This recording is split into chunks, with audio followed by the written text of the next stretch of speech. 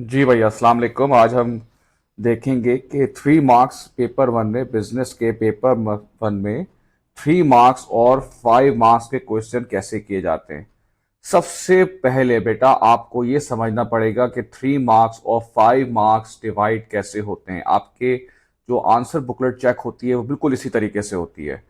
3 marks में आपका 1 mark जो है वो नॉलेज का होगा और 2 मार्क्स आपके एप्लीकेशन के होंगे। इस तरीके से आपका 3 मार्क्स का जो आंसर होगा वो डिवाइड होगा।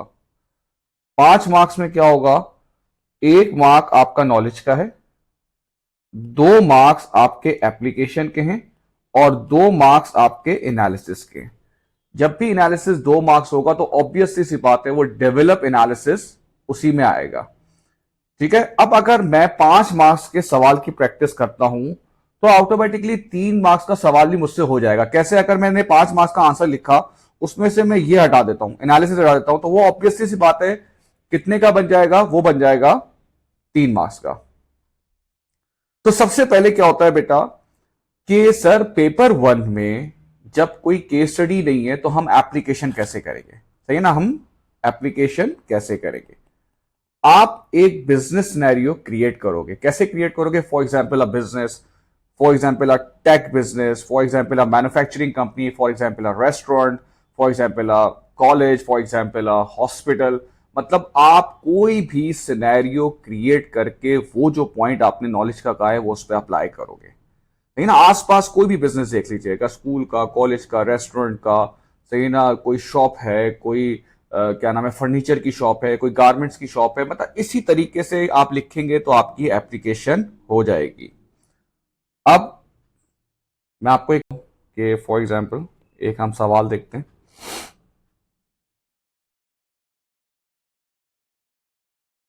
अभी आपके पास सवाल आया है 5 मार्क्स का। हम 5 मार्क्स का प्रैक्टिस करेंगे तो जैसे ही 5 मार्क्स का प्रैक्टिस करेंगे वो 3 मार्क्स भी उसी में प्रैक्टिस हो जाएगा।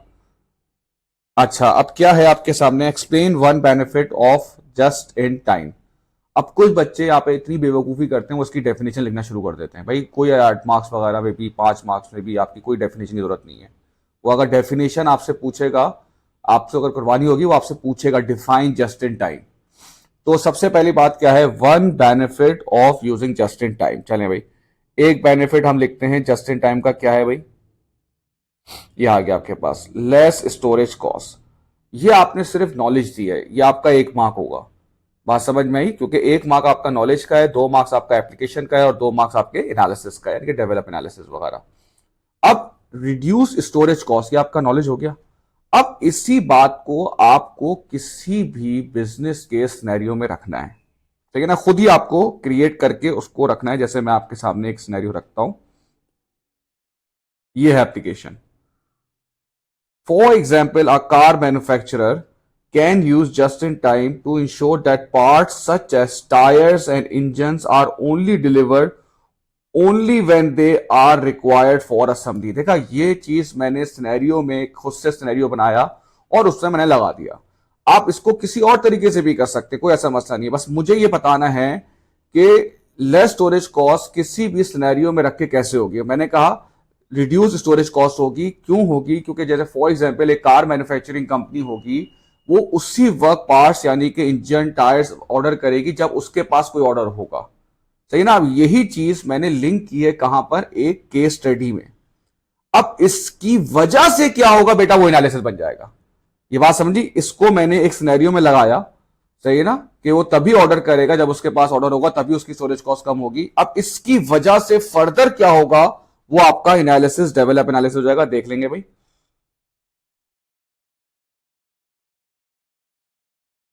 ये देख ले भाई।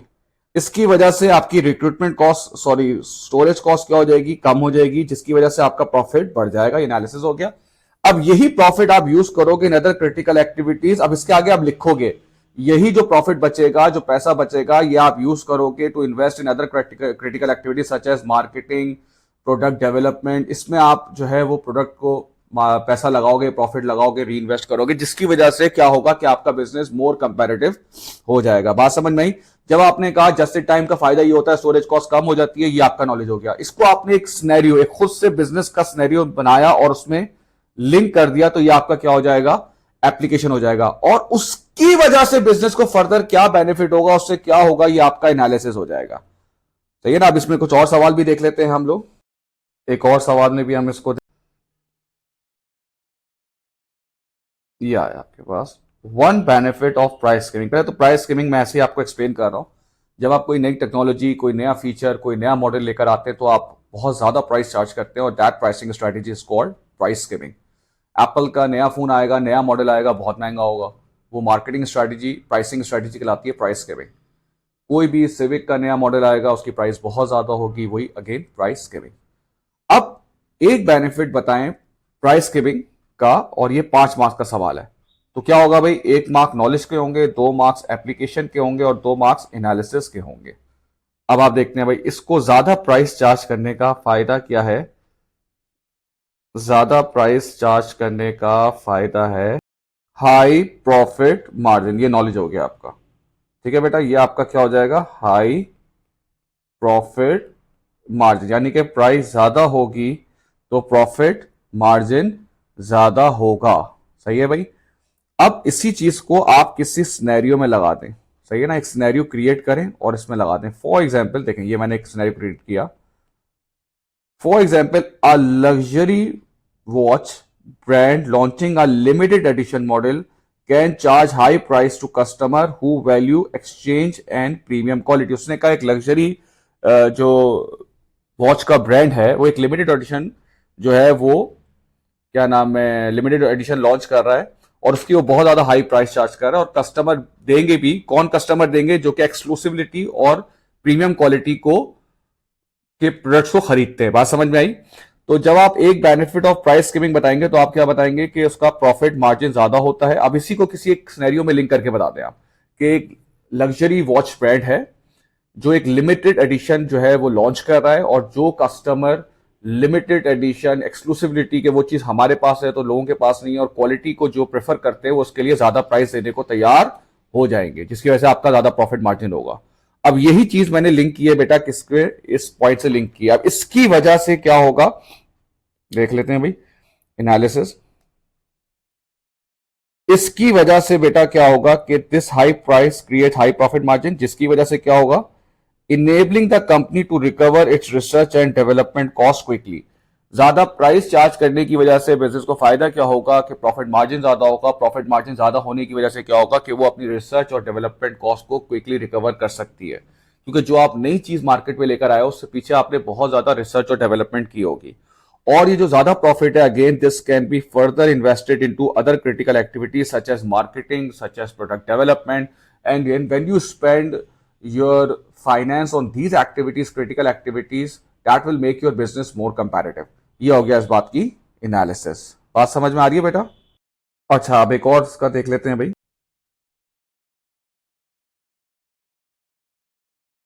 ये आ गया, explain one benefit of partnership. 5 marks का अब आपको करना है सवाल। 1 मार्क आपका नॉलेज का हो जाएगा, 2 मार्क्स आपके एप्लीकेशन के होंगे, और 2 मार्क्स आपके एनालिसिस के होंगे। अगर ये 3 मार्क्स का सवाल होगा तो आप एनालिसिस हटा देंगे और ये लिख देंगे, तो ये आपका 3 मार्क्स अचीव हो जाएंगे। ठीक है बेटा, तो स्टार्ट करते हैं। बेनिफिट ऑफ पार्टनरशिप क्या होता है भाई, ये देखें भाई, रिस्पॉन्सिबिलिटी शेयर्ड हो जाती हैं अमंग दी पार्टनर। आपने कहा एक बेनिफिट ऑफ पार्टनरशिप क्या है कि रिस्पॉन्सिबिलिटीज आपकी शेयर हो जाती हैं पार्टनर्स के बीच में। अब कोई भी सिनेरियो क्रिएट करो और उसमें बताओ कि कैसे रिस्पॉन्सिबिलिटीज शेयर हो जाती हैं। कोई भी बिजनेस का सिनेरियो, जैसे मैं आपको बताता हूं भाई, ये देखें भाई, for example in a legal firm, जैसे लीगल फर्म है जो स्पेशलाइज करती है such area such as corporate law, family law. अब पार्टनर आपस में ये डिसाइड कर सकते हैं कि भाई कॉर्पोरेट लॉ तुम दिखाओ, तुम संभालो, और फैमिली लॉ मैं संभालता हूं, सिविल लॉ दूसरे पार्टनर को दे देते हैं। ये देखो, ये चीज जो रिस्पॉन्सिबिलिटी शेयर होती है वो मैंने एक जो है एक बिजनेस की एग्जांपल क्रिएट किया और उसमें मैंने बता दिया कि किस तरह से डिवाइड होगा। जैसे कि लॉ फर्म है, लॉ फर्म में एक पार्टनर कहता है कि तुम सिविल केस संभालोगे, मैं क्रिमिनल केस संभालूंगा। इसे कहते हैं शेयरिंग ऑफ रिस्पॉन्सिबिलिटी। अब मैंने ये लिंक कर दिया एक बिजनेस के सिनेरियो में। फॉर एग्जाम्पल एक रेस्टोरेंट बन रहा है, एक बंदा कहता है यार तुम, मैं बाइंग मैं संभालता हूं, तुम कस्टमर की डीलिंग तुम संभालो। ये रिस्पॉन्सिबिलिटी शेयर करना, सही है ना। आप कोई भी बिजनेस, एक बंदा कह रहा है मार्केटिंग मैं संभालता हूं, प्रोडक्शन तुम संभालो। तो जब भी आप किसी भी बेनिफिट को लिंक करोगे किसी एक सिनेरियो पे खुद से क्रिएट करके, तो ये आपका क्या कहलाएगा बेटा, एप्लीकेशन। अब इसकी वजह से क्या होगा, वो आपका क्या कहलाएगा, एनालिसिस। इसकी वजह से क्या होगा, ये आपका कहलाएगा एनालिसिस। जाहिर सी बात है, जब डिवाइड होंगे वर्क, जब रिस्पॉन्सिबिलिटीज और वर्क डिवाइड होगा तो वर्क बर्डन कम हो जाएगा। वर्क बर्डन कम हो जाएगा तो फ्यूअर वर्किंग आवर्स होंगे, जिसकी वजह से वर्किंग आवर्स भी कम होंगे, रिस्पॉन्सिबिलिटीज भी शेयर हो जाएंगी, जिसकी वजह से स्ट्रेस भी कम होगा, और स्ट्रेस कम होगा तो काम की क्वालिटी अच्छी होगी, स्ट्रेस कम होगा तो अच्छी क्वालिटी के डिसीजन होंगे, chances of wrong decision, poor decision making कम होगी। बात समझ में आती है आपके? अब मैं एक और भी आपको सुना देता हूं लास्ट, आपका एक इंटरनल रिक्रूटमेंट का बेनिफिट बताओ। सही है भाई, इंटरनल रिक्रूटमेंट का आप बेनिफिट बताएं। सही है, चले भाई, या इंटरनल रिक्रूटमेंट का ड्रॉबैक कर देते हैं, चले ड्रॉबैक कर देते हैं। सही है भाई, कि अगर आप इंटरनल रिक्रूटमेंट कर रहे हैं, इंटरनली हायर कर रहे हैं, तो उसका नुकसान क्या होता है भाई? नुकसान नॉलेज का ये होता है कि नो न्यू आइडियाज या लैक ऑफ न्यू आइडियाज। सही है भाई, बात समझ में आती है? जब आप बाहर से बंदे हायर करते हो तो न्यू आइडियाज, फ्रेश पर्सपेक्टिव आते हैं। तो उसने कहा जब आप इंटरनल रिक्रूटमेंट करते हो, अपने ही बंदे को प्रमोट कर दोगे मैनेजर पे, तो वही बंदा होगा जो अक्सर से आपके साथ काम कर रहा है, उसका सेम पर्सपेक्टिव होगा, न्यू आइडियाज नहीं आएंगे।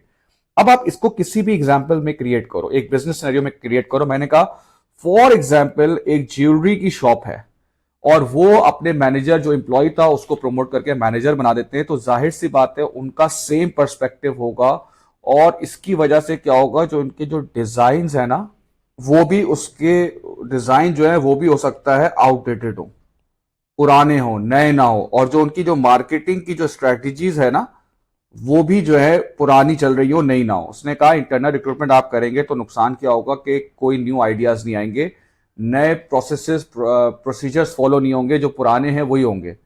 अब उसने कहा इसी बात को आप लिंक करो किसी बिजनेस के सिनेरियो में, हम लिंक करेंगे, जैसे कि फॉर एग्जांपल एक ज्वेलरी स्टोर है, सही है ना, वो इंटरनल रिक्रूटमेंट यूज कर रहा है, तो इसका मतलब क्या है कि जब वो सेम बंदों को प्रमोट करेगा तो उनके सेम पर्सपेक्टिव होंगे, सेम आइडियाज होंगे। तो जब आप बाहर से बंदे को बेटा हायर करते हो और आपके पास फ्रेश आइडियाज लेकर आता है, तो इनके जो ज्वेलरी के जो डिजाइन होंगे वो भी पुराने होंगे, इनके जो काम करने का तरीका, जो मार्केटिंग की जो स्ट्रैटेजी है वो भी पुरानी होंगी। इसकी वजह से क्या होगा, इसकी वजह से क्या होगा, जब ये आउटडेट प्रोडक्ट को बेचेंगे और जो कंपेटिटर्स होगा उनके पास फ्रेश आइडियाज आएंगे, नए नए किस्म के लोग आएंगे, उनको अच्छे आइडियाज देंगे, नए आइडियाज देंगे, तो जाहिर सी बात है हो सकता है इनका कस्टमर डिससेटिस्फाइड हो, करेक्ट, क्योंकि आपके डिजाइन पुराने हैं, और डिससेटिस्फाइड कस्टमर है वो आपके पास बार बार नहीं आएगा, तो आपकी कस्टमर लॉयल्टी भी क्या होगी, अफेक्ट होगी, और वो हो सकता है स्विच टू कंपेटिटर हो जाए, स्विच टू कंपेटिटर, क्योंकि अगर कंपेटिटर के पास ज्वेलरी के अप टू डेट डिजाइन है तो वो वहीं से खरीदेगा, जिसकी वजह से आपका एमएस मार्केट शेयर भी क्या हो जाएगा, कम हो जाएगा। तो उसने कहा इंटरनल रिक्रूटमेंट का एक नुकसान क्या है, आपके पास न्यू आइडियाज नहीं आएंगे। जैसे फॉर एग्जाम्पल एक ज्वेलरी का स्टोर है, वो इंटरनल रिक्रूटमेंट करता है, बाहर से बंदे नहीं रखता, तो उसके पास जो ज्वेलरी के नए डिजाइन के आइडियाज हैं, जो मार्केटिंग की नई स्ट्रैटेजीज आजकल चल रही है, उसका आइडियाज कम होंगे। इसकी वजह से वो आउटडेटेड पुराने मेथड्स पे चल रहा होगा। जब वो पुराने मेथड्स पे चल रहा होगा तो उसका प्रोडक्ट भी पुराना होगा, काम करने का तरीका पुराना होगा, जिसकी वजह से हो सकता है कस्टमर सेटिस्फाइड ना हो। कस्टमर खुश नहीं होगा तो कस्टमर आपके पास दोबारा नहीं आएगा, वो आपके कंपेटिटर के पास चला जाएगा, इसकी वजह से आपका मार्केट शेयर भी कम हो सकता है। ठीक है, और एक चीज हमेशा याद रखा करें, जिस पॉइंट से आप स्टार्ट करें आपको उसी पॉइंट के अंदर जाना है, आपको उससे कोई फर्दर पॉइंट नहीं निकालना। हाँ, उसके अंदर से कोई पॉइंट निकल रहा है तो कोई मसला नहीं है, बेस पॉइंट यही होना चाहिए, इसी पे पूरी आपकी एक्सप्लेनेशन जज होगी। बात समझ में आती है बेटा? चलें, थैंक यू सो मच।